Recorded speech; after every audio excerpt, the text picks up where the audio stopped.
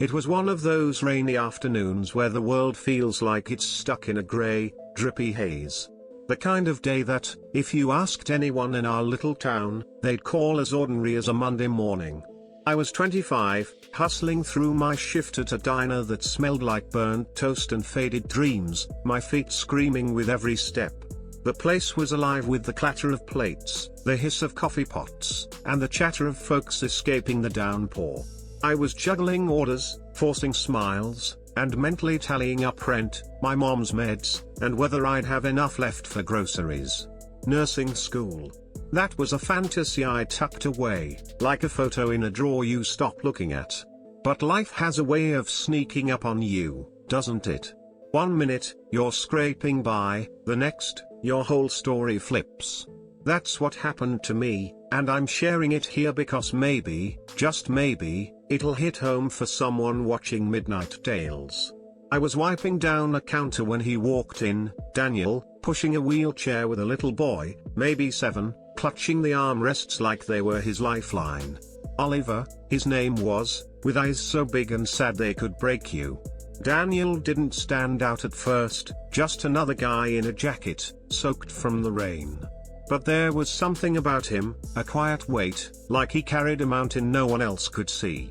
They settled into a booth, but the diner wasn't built for wheelchairs. The table was too high, the space too tight. Food spilled, heads turned, and you could feel the awkwardness settle like damp air. I've seen folks stare before, whispering like kindness costs them something. It's the kind of thing that makes you want to shrink. But I couldn't let it slide. My mom's been sick for years, and I know what it's like to feel eyes on you, judging. So I walked over, not because I'm some saint, but because I'd want someone to do the same for her. I crouched down, wiped the mess, and grinned at Oliver. "Hey, buddy, what's your name?" His voice was a whisper, "Oliver," and I saw a flicker of surprise, like he wasn't used to being noticed. I reached into my apron and pulled out a little green dinosaur, a trick I keep for shy kids. His face lit up, just for a second, and let me tell you, that moment was worth every sore muscle. I told him my favorite superhero was named Oliver, a tiny lie, but the good kind.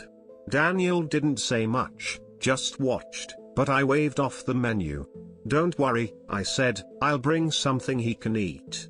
Mashed potatoes, scrambled eggs, a milkshake with a smiley face, nothing fancy, just real." Oliver giggled, and I kept him talking, laughing, while Daniel sat there, probably wondering how a stranger could do what expensive nurses couldn't. If you've ever seen a kid light up like that, you know why I keep sharing these stories on MidnightTales. When they left, I slipped a napkin over Oliver's lap and only charged for one meal.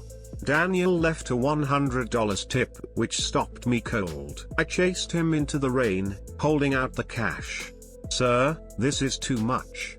He smiled, not the smug kind you get from rich folks, but something gentle. "You earned it," he said. I shook my head, my mom raised me to earn my keep, not take handouts. He slipped a business card into my hand, just a number, no name, and vanished with Oliver into the storm. I finished my shift, limped home to our cramped apartment, gave my mom her meds, and reheated some soup. That card sat on the table, staring at me. Who leaves $100 and a phone number for a waitress? Across town, in a mansion I couldn't even picture, Daniel was watching Oliver sleep, thinking about the girl who treated his son like a kid, not a burden. That's the kind of moment that sticks with you, the kind I love unpacking on MidnightTales. Days rolled by, but they came back, Daniel and Oliver, same booth, same quiet presence. I was happier to see them than I expected. I brought Oliver another toy, remembered his favorite foods, made sure he was comfortable. Daniel started asking about me, little things at first. I told him what I tell everyone, my mom's sick, nursing school's a pipe dream, life takes more than it gives. He listened, really listened, with a respect you don't see every day. Turns out, Daniel wasn't just some guy. He was Daniel Grant, billionaire, though I didn't know it then. One day, he handed me another card, this one with his full name, after offering to pay for my mom's treatment. I froze. "I don't want charity," I said. He nodded. "It's not charity. It's a thank you. Pride's a stubborn thing, though." I told him I'd think about it. That night, the hospital called. Mom needed treatment we couldn't afford. I stared at that card for hours, heart pounding, before dialing. Not to beg, just to say thanks. If you've ever been stuck like that, torn between pride and survival, you'll get why I'm sharing this on Midnight Tales. Daniel invited me to lunch with him and Oliver. I put on my best clothes, nothing fancy, and walked into that restaurant shaking. Over burgers, he asked me to be Oliver's full-time caregiver. "Come live at my house, finish school. I'll cover your mom's bills," he said. I laughed because, really, who gets offers like that? "Why me?" I asked. "There are real nurses out there." He looked me dead in the eye. "They don't make my son feel safe like you do." That hit me hard. My mom, who'd been carrying me as much as I'd been carrying her, said, "You've done enough, Emmy. Let yourself live." So I said yes, but I swore I'd earn every bit. Daniel just smiled. "That's exactly why I picked you." Moving into that mansion was like stepping onto another planet. The staff eyed me like I'd wandered in by mistake. Some whispered, some were kind. Mrs. Langley, the housekeeper, helped me settle, but others just watched. I kept my head down and focused on Oliver. He got stronger, laughed louder, slept better. Daniel saw it, and that made the side eyes worth it. School was brutal, caring for Oliver all day, studying at night, eyes burning, hands shaking. Some nights, I cried, wondering if I could keep up. But every time I wanted to quit, I thought of Mom, Oliver, and the chance I'd been given. Step by step, I started to belong.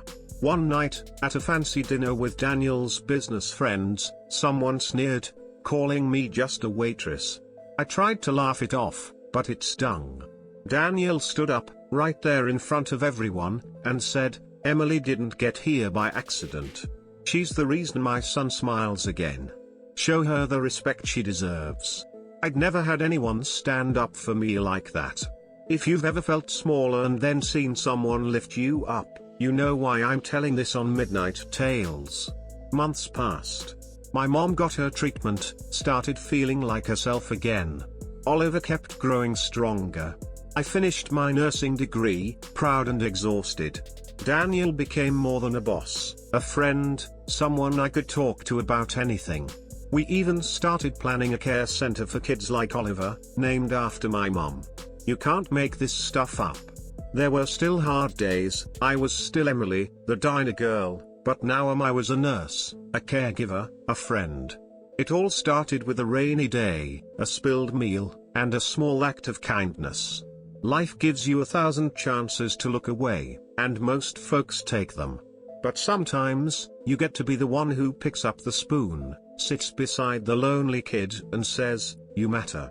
That's enough to change a life, maybe even a whole world. So, here's where I turn it over to you, my Midnight Tales crew. Was I right to take Daniel's offer? Was it charity, or was it justice for someone who kept giving when they had nothing left? Is it ever wrong to accept help when you've spent your life helping others? Drop your thoughts below, I'm betting someone out there needs to hear your story. And if this hit you, subscribe to Midnight Tales for more stories that remind us how one moment can change everything. Keep shining, and I'll see you in the next one.